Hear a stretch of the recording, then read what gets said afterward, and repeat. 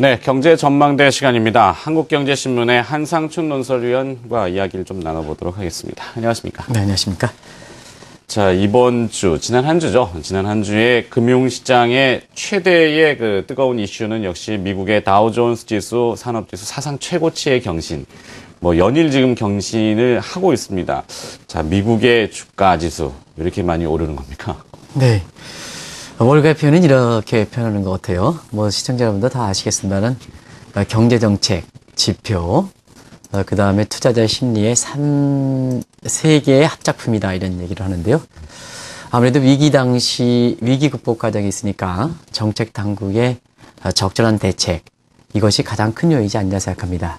그래서 오바마 정부 입장에서는 3단계 위기 극복 대책 내지는 경기 부양 대책이 주요했다 이렇게 보시면 되겠고요. 버냉키 입장에서도 위기 시에 역시 대공황의 전문가답게 여러 논란이 있었습니다는 그동안 일관적으로 추진해왔던 저금리 정책이라든가 그다음에 양적완화 정책 이런 걸 상징되는 통화 대책이 주요했다 이렇게 보시면 됐습니다. 결국 정책 요인이 사실 그 경제 지표를 이끌어가면서 지금의 주가 상승을 하는데요. 우리가 이제 한국경제TV를 통해서 아마 위기 초에 그런 얘기를 했습니다. 미국의 그 증시가 이렇게 계속해서 올라가기 위해선 3대 패러다임 시프트가 필요하다 하는 얘기를 방송에서 말씀드렸었는데요. 역시 이러한 부분이 잘 3대 패러다임 시프트가 잘 되면서 지금 미국의 다우지수가 사상 최고치를 기록하는 이런 행진이 지속되고 있다고 볼 수 있습니다. 네. 자, 이 모든 분야에서 기록이 경신이 됐다라는 것은 상당히 의미가 있는 또 상징적인 그 뜻을 포함하고 있을 겁니다. 시장에서 움직임도 상당한 변화가 좀 있다고 하던데요. 이런 어떤 움직임의 변화가 좀 있습니까? 행동으로 나타나죠, 보통.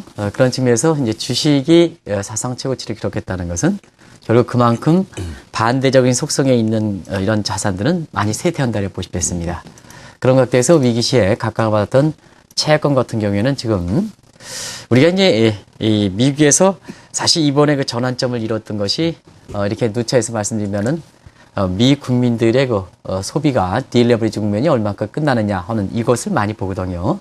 그런 것들에서는 작년 11월 이전에는 대부분 다 크리스마스 세일이 빅 세일이 되지 못했었습니다는 작년 같은 경우에는 빅 세일이 됐지 않습니까? 그래서 미 국민들이 위기 시에 진행되어 왔던 미국 경제라든가 증시라든가 금융시장에 좌우됐던 딜레버리지가 마무리됐다 하는 이런 점을 좀 향후의 증시 흐름과 경기와 관련해서 굉장히 주목할 바라볼 사항이다 이렇게 보시면 되는데요.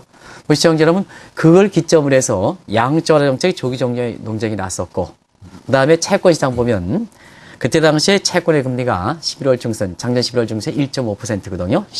대표 금리인 10년 만기 기준으로. 네. 근데 이것이 오늘 새벽에 2.0%까지 올랐습니다. 그래서 채권의 금리가 올랐다는 것은 그만큼 채권의 가격이 떨어졌다는 얘기죠.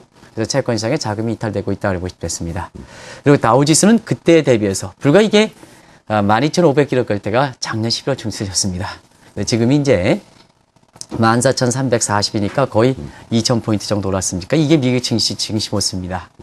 그래서 자연스럽게 그 주식형 펀드라든가 이런 게 자금이 유입돼서 올해 들어서 지금 2개월이 불과 지났습니다는 사실 400억 달러 이상, 500억 달러 이상 상회하는 이런 그 자금들이 들어오는 사이거든요. 그래서 이런 평가를 합니다.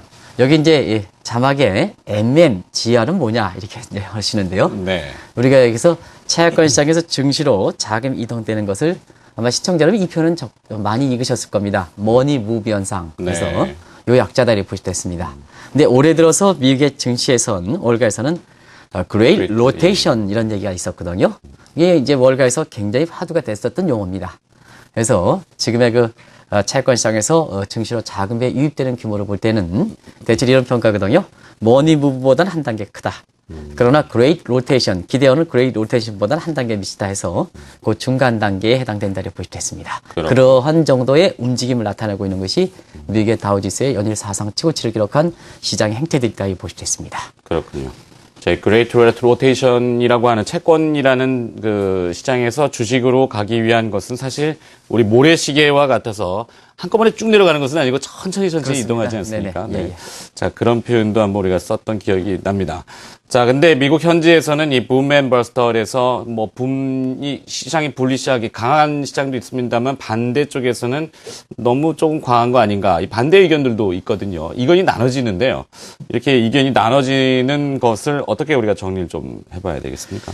분명히 이제 모든 그 주가라는 것은 뭐 시청자 여러분도 잘 아시겠습니다는 사상 최고치를 기록하면 항상 거기에 대해서 신중론이 나올 수밖에 없습니다. 그래서 지금 분명히 말씀드린 것은 최근에 그 주가 상승세는 상당히 빠르다 이렇게 보시됐습니다. 미국 같은 경우에는 어떻게 빠르냐면 작년 12월에 올해를 내다볼 때 미국 증시가 낙관적으로 보긴 보았습니다. 그래서 플레이어들의 메이저 플레이어들에 해당되는 인베스트 뱅크들 같은 경우에는 올해의 주가 상승폭을 한 12% 정도로 봤거든요. 근데 올해 작년 말 대비해서 지금까지 주가 상승폭이 오늘부로 딱 거의 10% 겁니다. 그러다 보니까 사실 연간으로 전망했던 12%에 거의 육박한 상태이거든요. 그러다 보니까 지금의 주가 상승세는 상당히 빠르다. 또 경제의 회복세를 볼 때도 상당히 빠르다. 이렇게 보시면 됐습니다. 그러다 보니 시청자분께서 주가는 경제 실상을 반영하는 얼굴인데 경기는 회복되고 있지만 경기 회복세 이상으로 주가 상승세가 빠르면 그 대목은 자연스럽게 거품으로 인식할 수밖에 없습니다. 그런 측면에서 두 가지 시각이 나오겠죠. 그러면 부동산 올라가고 주가 올라가서 하우스홀드 입장에서 가장 경제 기초단지에 해당되는 가계 입장에서 소위 민간 소비 성향이 큰 자산 소득이 클 경우에는 소비가 증가하고 거기에 따라서 경제 성장이 끌어올려서 주가 대비해서 지금 못 미치고 있는 경제가 이렇게 웨스펙트 부의 효과에서 이렇게 끌어주면 계속해서 주가가 상승할 수 있다 하는 이런 낙관적 시각이 나오는 거고요. 그러나 경제가 이런 웨스펙트가 제대로 생각한 만큼 나오지 않아서 사실상 주가 상승세가 빠르지만 당연히 무맨스버스에 일어나서 주가가 떨어질 수밖에 없다는 이런 두 가지 시각이 나올 수밖에 없다 이렇게 보시됐습니다. 그러면 최근에 이 메이저 플레이에 해당되는 인베스트 뱅크들은 어떤 움직임을 보일까 하는 측면에서 보면 작년 12월 말에 그 전망했던 이런 부분이 지금 3월 달에 거의 이렇게 그 수준을 도달했기 때문에 상향 조정을 움직임을 보이고 있거든요. 또 한 가지는 지금 미국의 버냉키 입장에서는 사실 작년부터 양적완화 정책을 일반 대중으로 하지 않고 주택시장에 자금을 몰려가도록 하는 이런 정책을 쓰죠. 왜냐하면 공개시장 조작에 과거처럼 일반 국채가 아니라 모기 MBS를 대상으로 했단 말이에요. 요건 뭐냐? 의도를 확실하게 버냉키 장이 결국 경기 회복을 위해서는 웰스펙트를 누리는 이런 측면에서 주택시장의 가격 회복 이것을 누리는 측면이 있거든요.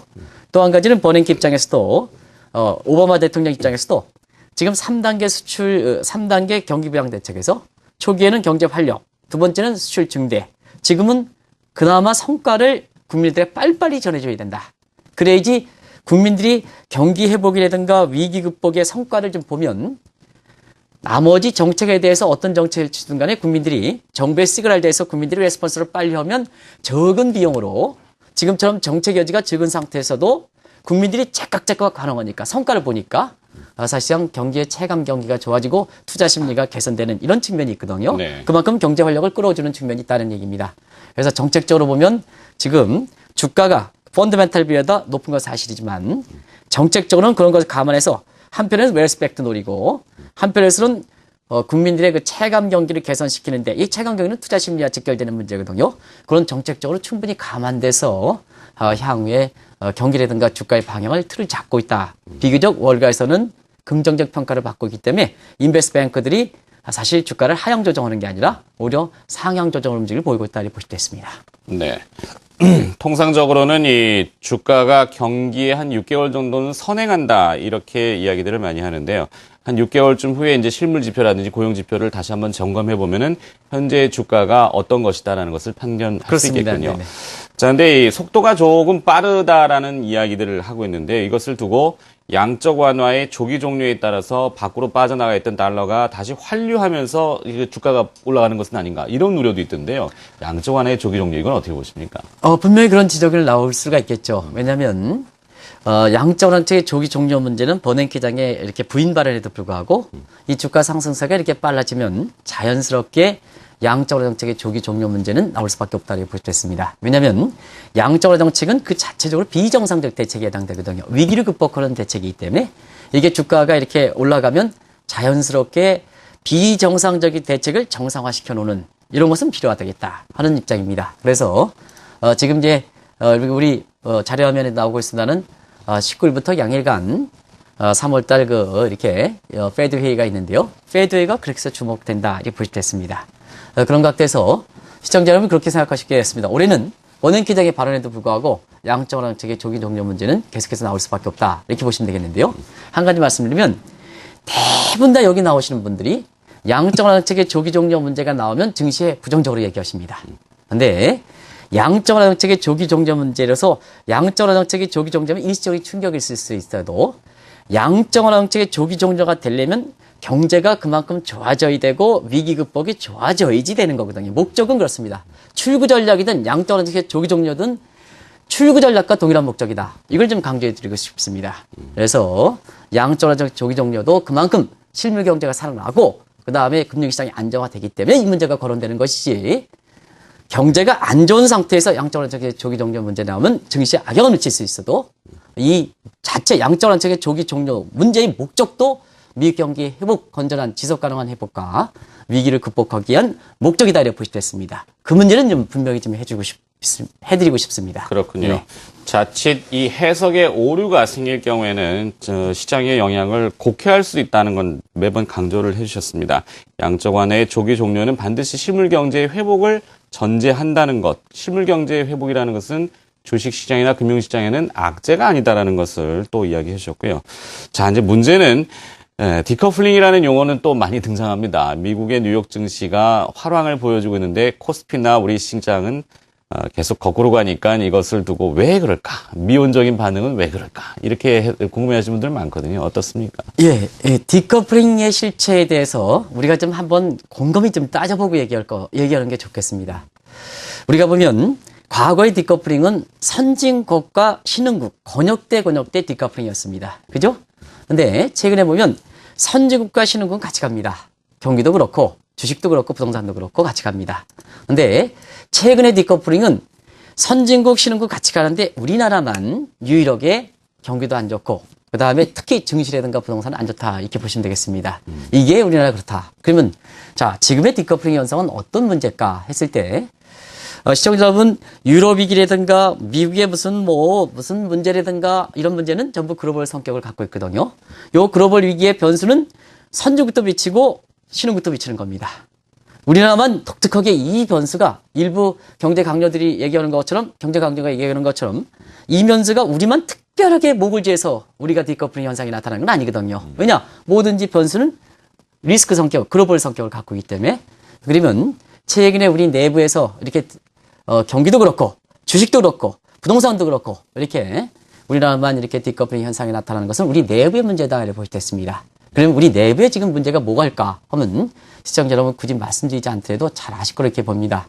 결국 정치권이 새 정부 출범했는데도 불구하고 경제 발목을 잡는다든가 환율 정책에서 정책의 소극적 대응으로서 원화가 가장 불리하게 작용한다든가 지금 오늘도 나오고 있습니다는 남북한 대치에서 지정학적 위험이라든가 이러한 우리 내부의 문제거든요. 내부의 문제. 그 다음에 어떤 문제가 되냐. 선진국 좋고 신흥국 증시 좋습니다는 우리만 이렇게 보면 상대적인 빈 공간까지 상대적인 박탈감에서 우리 투자자분은 실체보다도 더 어렵게 느낀다는 얘기거든요. 이게 이제 결국 경제 활력 지표, 즉 통화 유통 속도라든가 그 다음에 통화 성수에 아주 낮으면서 지금 단기 부동 자금이 666조에 해당된다. 자, 일정한 투자처를 찾지 못하고 미래가 불확실해서 벽장 속에 가두는 돈의 규모가 666조로 다른다 하는 것이 바로 우리 내부의 문제다 이렇게 보시겠습니다. 많은 부분에 생각할 대목이다. 디커플링이 단순히 과거의 디커플링이 아니다. 성격이 다르다. 우리는 이번에는 우리만의 디커플링 현상이기 때문에 자 다른 대외 변수를 찾는 게 아니라 우리 내외 변수를 찾는다 하는 이런 문제를 좀 염두에 두시면 관련되어 있는 정치권이라든가 이런 사람이 우리나라의 문제의 심각성을 알 수 있지 않냐 생각합니다. 그래서 국민들 차원에서 대승적 차원에서 이제는 우리 국민들을 위해서 정치권이라든가 뭔가에서 정당의 이익이라든가 특정 목적보다는 자 세계가 이렇게 가는데 우리만 이렇게 동떨어지면 사실 우리 국민들이 고통을 받는 거 아니겠습니까? 그런 측면에서 최근의 디커플링의 실체에 대해서 좀 정치권이 좀 명확하게 좀 이해 좀 해줬으면 지금과 같은 이런 모습은 좀 보여주지 않지 않겠느냐 하는 생각이 듭니다. 네. 자, 이 문제 인식을 하고 있느냐, 이것이 중요하겠죠. 자, 이 아시아에서 한때 네 마리의 용으로 불리웠던 주변국들의 상황, 그리고 또 이 주변국들, 경제국들과 어깨를 또 우리가 나란히 갖기 위해서는 어떤 대책들이 궁극적으로 필요하다고 보시는지 함께 좀 묶어가지고 이야기 좀 부탁드립니다. 예, 우리가 이제 보통 우리 국가 하면 아시아 사령하지 않습니까? 그래서 싱가포르가 대만과 홍콩을 드는데요. 경제 좋습니다. 대부분 다 3%대 내외 성장을 하는 이런 상태이고요. 우리의 전년 동기비 기준으로 작년 하반기 1%보다는 월등히 높은 수준입니다. 그리고 이 국가들은 증시 부동산 괜찮습니다. 공교롭게도 홍콩도 그렇고 싱가포르도 그렇고 중국 같은 경우에도 부동산에 이렇게 거품이 우려가 돼서 중국 같은 경우에는 엊그제 강력한 부동산 규제가 나올 만큼 증시 부동산도 좋은 상황이거든요. 근데 우리 같은 경우에는 경기도 안 좋고 증시도 안 좋고 부동산도 안 드는 소위 트리플 디커플링 현상이 발생하는 것이 우리 경제 실체다 이렇게 볼 수 있습니다. 그래서 무엇보다도 사실상 이럴 때 대책이 굉장히 신속하게 좀 이루어질 필요가 있는데요. 자, 구체적인 대책 이거 말씀드리기 전에 중요한 것은 뭐냐? 문제의 심각성을 좀 정책을 결정하시는 정치권, 정당에 있으신 분 같은 경우에는 지금 상황이 어떤 상황인가 이걸부터 인식하는 것이 아무리 이 자리에서 무슨 안정시키고 대책이고 뭐고 이렇게 발표하더라도 그 대책을 결정하는 국회에서 이 모양으로 하고 있는데요. 어떻게 하겠습니까? 대책은 나중에 말씀드리기로 하겠습니다. 그래서 지금의 한국 경제에 처해 있는 상황, 우리 증시에 처해 있는 상황, 우리 부동산에 침체되어 있는 상황, 이걸 이렇게 해서 우리 국민들이 얼만큼 고통을 당하고 있는지 좀 정치권에서 좀 한번 문제의 심각성을 좀 인식하는 그 자체가 지금 가장 중요한 대책이다 하는 것을 말씀드리고 싶습니다. 그렇습니다. 자, 이 정치 관련된 뉴스를 보면 답답하신 경우가 많죠. 인지의 부조화라 그랬습니다. 인지를 잘 하고 행동을 그에 맞게 이 정책들이 나와야 되는데 인지는 하고 있으면서 정책이 나오지 않는다는 것은 이것도 국민들에 대한 이율 배반이다. 이렇게 또 오늘 역설을 많이 해주셨습니다. 자, 이 경제 전망대 한국경제신문의 한상춘 논설위원이었습니다. 고맙습니다. 네, 고맙습니다.